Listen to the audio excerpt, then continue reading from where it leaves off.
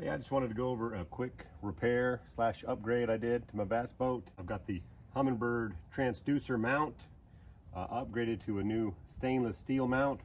And the reason for that is the original one was plastic and it broke. And I don't really recall hitting anything. I think it was just the wear of the water hitting the mount and it flexed and broke. And so I was able to get this new metal stainless steel one.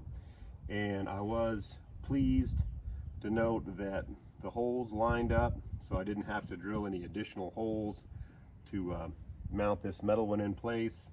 And so I'm looking forward to trying it out.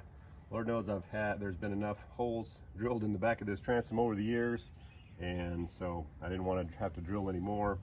So just a little tip there, if you happen to have your original bracket break for your Humminbird transducer, you might pick up one of these stainless steel metal ones, and should screw right into place with the same screw holes and hopefully be a lot stouter and last a lot longer.